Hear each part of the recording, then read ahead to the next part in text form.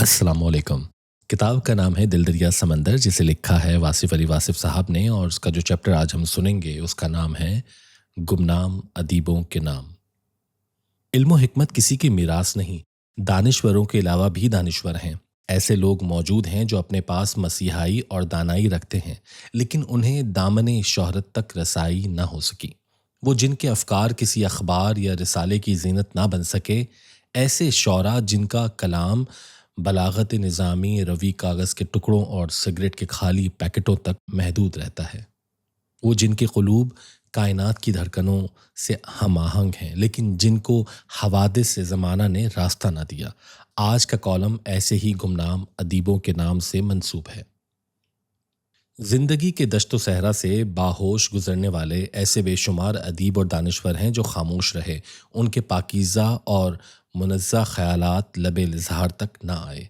ऐसे लोग कैफ़ियत में किसी से कम नहीं। उनका तख़य्युल, एहसास वारफ्तगी, दीवानगी, जुनून, आगही, अक़ल, दिल और निगाह एक पूरी वारदात है। वो कलम उठाएं तो किताबें लिख दें, लेकिन न जाने क्यों उन्होंने सुकूत को इजहार पर तरजीह दी। उन्होंने अपने दर्द को रुस्वा ना किया, अपने इश्क को अहले जहां के गोश गुजार ना किया। वो नोक खार पर कतरा शबनम की तरह रक्स तो कर गए, लेकिन अपने रक्स को तमाशा ना बनने दिया। शायद हया माना थी, या उनकी जुबान और उनके कलम पर सब्र और जब्र के कुफल थे। वो इजहार हुर्फ आरजू करने के बजाय बेनियाज आरजू क्यों हो गए? उनके नाला हाय नीम शब पर, उनके आंसुओं पर आसमान रोया, लेकिन उन्होंने किसी इंसान को अपने कर्ब का गवाह बनाना गवारा न किया। क्यों? क्या वो इंसानों से मायूस हो चुके थे? क्या उनको किसी पर एतमाद ना था? क्या उन्हें कोई काबिल एतमाद गमख्वार ना मिला? वो गोयाई के मालिक थे, फसाहत व बलागत रखते थे, लेकिन वो गूंगे क्यों बने रहे? वो खामोश तूफान बपा क्यों ना हुआ? वो इल्मो आगाही के चिराग तो थे, लेकिन सहमे सहमे मध्यम मध्यम। वो मुजस्सम शेर थे, सरापा गज़ल थे, मुकम्मल अदीब थे, दानिश्वर थे, लेकिन वो खामोश रहे। क्यों? आखिर क्यों? वो बहुत बड़ा क्यों है। ये बहुत बड़ा सवाल है, आज का नहीं, सदियों से चला आ रहा है, अपने जवाब का मुंतज़िर। उस सवाल का जवाब इसलिए नहीं दिया गया कि वो लोग जिनके पास जवाब था वही तो गुमनाम अदीबों के हकूक़ इजहार की राह में दीवार थे। वो दानिश्वर जो ऊंची कुर्सियों पर विराजमान थे, वो कैसे किसी अजनबी को अपने दानिशकदे में दाखिल होने देते? कहते हैं कि कोई किसी का रास्ता नहीं रोक सकता, दरिया अपना रास्ता खुद बना लेते हैं। वजह है, दरिया अपना रास्ता खुद ही बनाते हैं, लेकिन इस किनारे की तरफ जिस पर बंद ना बांधा गया हो। रास्ता लेने की बात नहीं, रास्ता देने का जिक्र है। जब सर पर आसमान गिर जाए, पांव तले से जमीन निकल जाए, तो रास्ता लेने की सलाहियतें मफकूद हो जाती हैं, और इंसान अपने तमाम हुकूक के बावजूद गुमनाम रहने ही में आफियत महसूस करता है। अपना हक लेने की इस्तेदाद हर साहिब हक के पास नहीं होती। मजबूर इंसान अपने जायज़ हुकूक से दस्तबरदार होना ही अपने हक में बेहतर समझता है। गुमनाम अदीबों और गुमनाम शुअरा की काविशें किसी न किसी नाम से शाये होती रहीं। खुशबख्ती ने बदबख्ती से उसका फ़न खरीद लिया। ये किसका हक था, देने वाले का या लेने वाले का? उसका फैसला मुश्किल है। कहते हैं कि एक गुमनाम अदीब के मरने से कई नामवर अदीब मर जाते हैं। इस समाज में कितने सागर सिद्दीकी लुटते रहे, और वो इसलिए खामोश रहे कि उन्हें बोलने से कुछ हासिल होता दिखाई ना देता था। साहिब तख्लीक कोई और है, साहिब दीवान कोई और। गुमनाम अदीब गरीब ना होता तो गुमनाम क्यों होता? दानिश्वरों की इज्जत व तौकीर में खुदा न खास्ता कमी मुद्दा नहीं, वल्लाह नहीं। मुद्दा तो उसकी आफियत है, जिसके पास दौलत एहसास है, जौहर तख्लीक है, लेकिन उसके फ़न का सहारा नहीं। वो बिकता है और हुर्फ शिकायत ज़ुबान पर नहीं लाता। उससे उम्मीद का किनारा नज़र नहीं आता। वो फ़न से किनारा कश हो जाता है और गुमनामी के अंधेरों को अपना नसीब समझ के चुप हो जाता है। गौर से देखा जाए तो हर इंसान गौहरे नायाब है, एक दर मकनून है। हर आदमी के पास शरफ है, سب کی گٹھری میں لال ہے، سب کے آنگن میں چاند اترتا ہے، سب کے سر پر سایہ افلاک ہے، سب کے پاؤں کے نیچے وہی زمین ہے۔ سرمایہ خیال ہر ذہن کے لیے ہے، دولت احساس ہر دل کے لیے ہے، ہر زبان گویائی رکھتی ہے، ہر نظر کو نظاروں سے لطف اندوز ہونے کا یکساں حق ہے۔ جو بیان نہیں کرتا وہ بھی صاحب بیان ہے، اور جو دیوان چھپ نہیں سکتا وہ بھی دیوان ہے۔ مکمل دیوان مرصع و معلی۔ کتنے ہی مصنف اس انتظار میں مر گئے کہ ان کا کلام ان کی زندگی میں چھپ سکے، لیکن کیسے؟ زندگی میں جن ادیبوں کا کوئی پرسان حال نہیں ہوتا، مرنے کے بعد ان کے دن منائے جاتے ہیں، بڑی دھوم دھام سے لنگر تقسیم ہوتے ہیں، مقالے پڑھے جاتے ہیں، ان کے مزار پر چادریں چڑھائی جاتی ہیں۔ گمنامی میں مرنے والے ادیبوں کو مرنے کے بعد دانش کدے کا معزز رکن نامزد کر دیا جاتا ہے۔ یہ ادیب کی عزت افزائی ہے یا توہین؟ سوچنے والی بات ہے کہ جو موتی ابھی سیب کے باطن میں ہے اور جو ابھی زینت بزم نہیں ہوا، کیا وہ موتی نہیں ہے؟ جو پھول صحن چمن میں نہ کھل سکا، کیا وہ پھول نہیں ہے؟ کیا صحرا میں کھلنے والا پھول صرف اس لیے پھول نہیں کہلاتا کہ اسے دیکھا نہیں گیا؟ جنگل میں ناچنے والے مور کو کوا تو نہیں کہا جا سکتا؟ کیا گمنام ادیب ادیب نہیں؟ کیا بے دیوان شاعر شاعر نہیں؟ کیا مشاعروں میں پہلے پڑھنے والے شعراء کے اشعار کمزور ہوتے ہیں؟ ادیب کے وزن سے اس کا ادب تو وزنی نہیں ہو جاتا۔ کیا ادب صرف ٹی ہاؤس میں پیدا ہوتا ہے؟ کیا ادیب صرف رسائل، اخبار اور ٹی وی تک ہی ہے؟ کیا شہروں سے باہر ادیب نہیں ہے؟ یقیناً ہے۔ ان لوگوں کے حالات نے ان کے احساسات و خیالات کو منجمد کر دیا۔ گردش زمانہ کی وجہ سے یہ گمنام ادیب سہم سے گئے، ان کے جذبات سسک سسک کر سو گئے، ان کے سردست شفقت سے محروم رہے، ان کے ماحول نے ان کا ساتھ نہ دیا، ان کے ادب کے چراغ جلنے سے پہلے ہی بجھ گئے۔ وہ رموز مرگ و حیات سے باخبر تھے، لیکن ان کی گمنام تصانیف دن کا اجالا دیکھنے سے محروم رہیں۔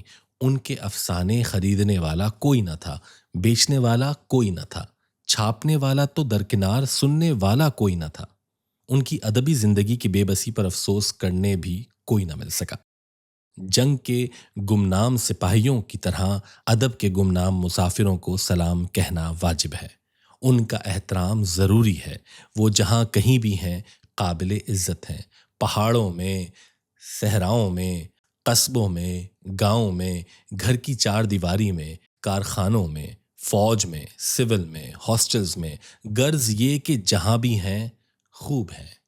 ان کی سوچ ادب ہے، ان کا تخیل ادب ہے، ان کے پاس دانش ہے لیکن وہ دانشور نہیں، ان کے پاس ادب ہے لیکن وہ ادیب نہیں۔ ان کے حسن خیال کو گمنامی کے غار سے باہر نکلنا نصیب نہ ہو سکا۔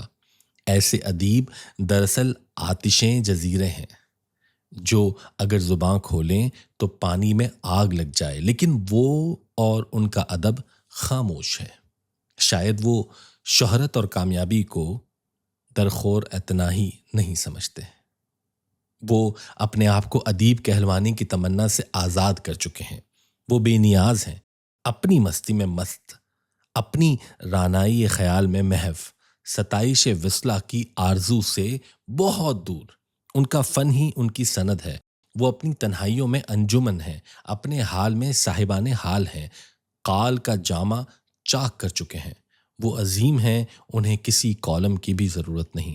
کہتے ہیں اگر کوئی صاحب نگاہ مل جائے، کوئی شعیب علیہ السلام میسر آ جائے تو شبانی کو کلیمی میں بدل دیتا ہے، لکنت کلیم اللہ ہی کرتی ہے۔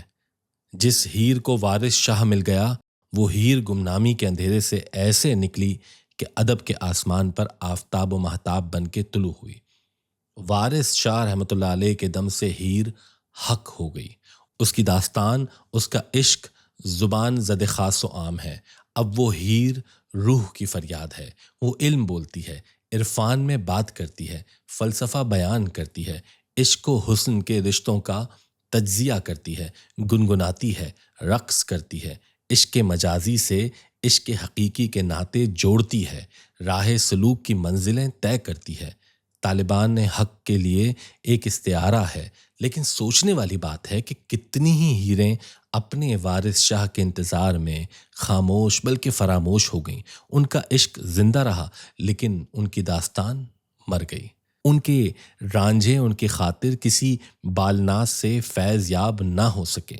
اس طرح وہ شعلہ بجھ گیا، وہ آگ دب گئی، وہ عشق وہ ادب گمنام رہا۔ انتظار کی صلیب پر لٹکنے والی روح فریاد تو کرتی رہی لیکن کسی وارث شاہ کے کان تک صدا نہ پہنچی، اور یوں کتنے باغ جہاں میں لگ لگ سوکھ گئے۔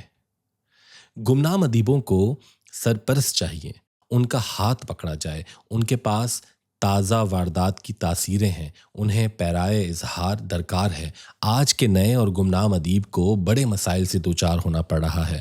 آج کا سانحہ یہ ہے کہ نئے فکر کے لیے بھی پرانے مفکر ہی دائی ہیں۔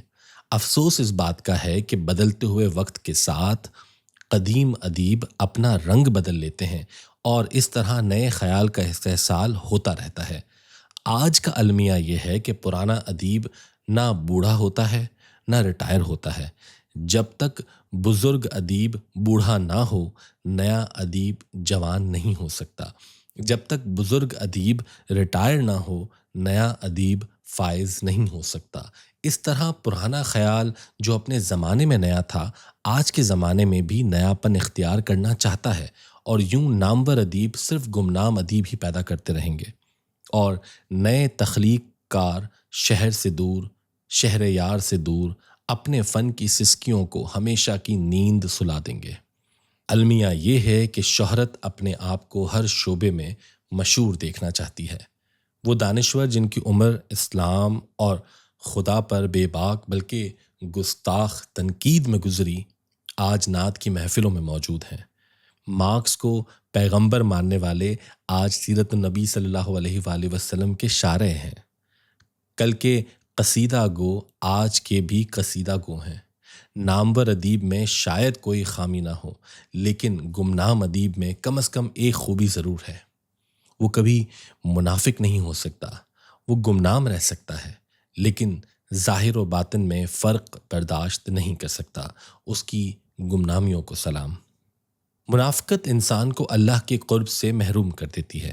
منافق وہ شخص بھی ہے جو اسلام سے پیار کرے اور مسلمانوں سے نفرت۔ منافق وہ بھی ہے جس کے ظاہر و باطن میں فرق ہو، خلوت جلوت میں فرق ہو، جس کی باتیں سچی ہوں اور وعدے جھوٹے ہوں، جو دشمنوں کے ساتھ ہنس ہنس کر بات کرے اور دوستوں کی ہنسی اڑائے، جو محسنوں کے ساتھ وفا نہ کرے، جو انسان کا شکر ادا نہ کرے اور خدا کی تعریفیں کرے، جو امانت کی حفاظت نہ کر سکے، جس کو اپنے سے بہتر کوئی انسان نظر نہ آئے، جو اپنے دماغ کو سب سے بڑا دماغ سمجھے، جو یہ نہ سمجھ سکے کہ اللہ جب چاہے مکڑی کے کمزور جالے سے بھی ایک طاقتور دلیل پیدا کر سکتا ہے۔